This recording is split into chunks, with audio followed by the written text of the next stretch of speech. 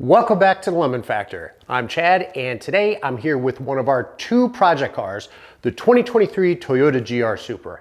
And as you notice, it's already on 4 jack stands. If you want to find out how to properly put your Mark V Toyota Supra on jack stands and jack up the car, I just published a video, which I did so. I'll leave a link in the description below. Go take a look at it. Today's video, we're going to add our next power performance modification.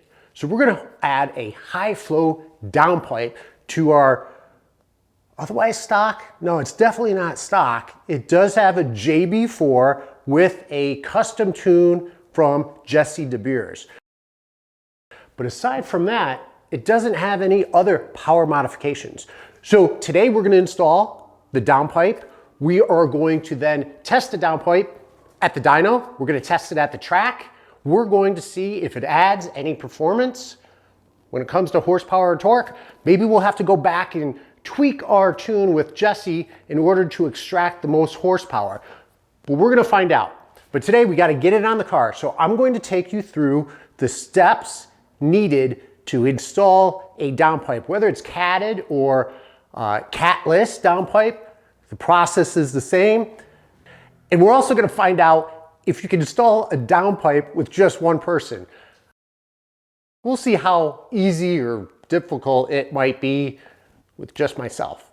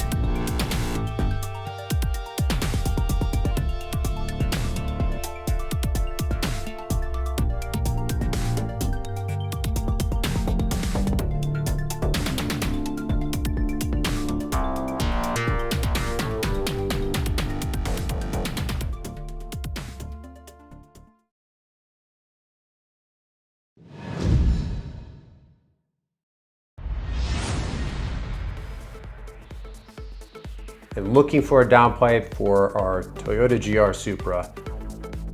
I knew I wanted a catted downpipe. I didn't want to get the check engine light code. I don't want to smell the exhaust fumes. Is there going to be a power difference between catted versus catless? I'm sure there's going to be a couple horsepower difference. Will it be noticeable? I doubt it.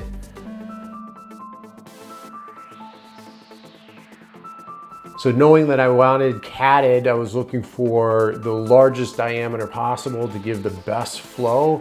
And the MST at 6 inches is the largest diameter catted downpipe currently on the market. With that, MST also offers a NO CEL guarantee.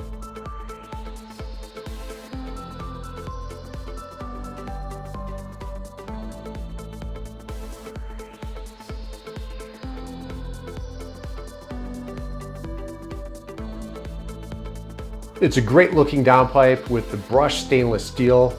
Another thing that I was looking for was the bracket. There are a couple downpipes on the market that do not come with that bracket, and I personally don't understand why.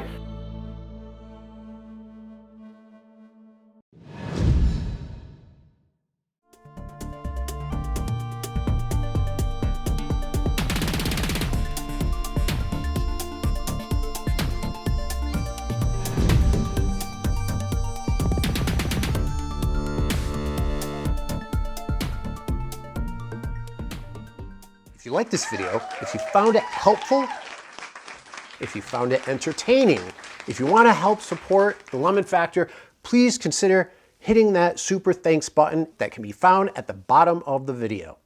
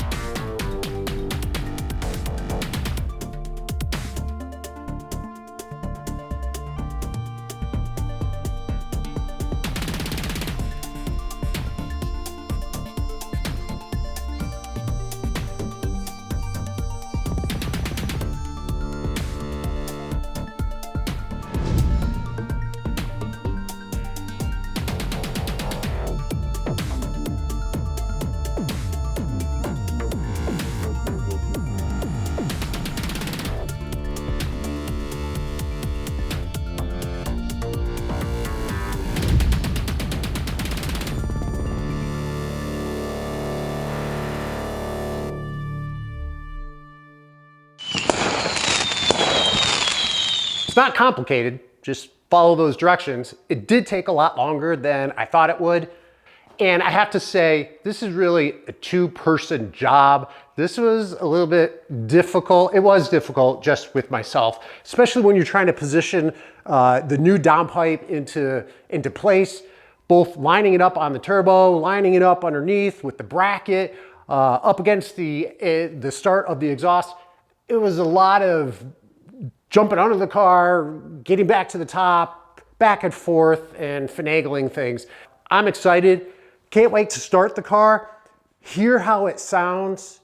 Actually, if you're interested in hearing how it sounds, if you want to know how it compares to the OEM downpipe, don't forget to subscribe. Hit the notification button, and in our next video, I will do just that. I took a lot of different video and sound measurements of the OEM downpipe, and I'm going to do the same now that we have the MST high flow catted downpipe, and we'll see if we can notice a difference. If you like this video, please don't forget to give it a thumbs up. I'd really appreciate it. But with that said, I think we're done for today. Thank you very much for joining, and until next time.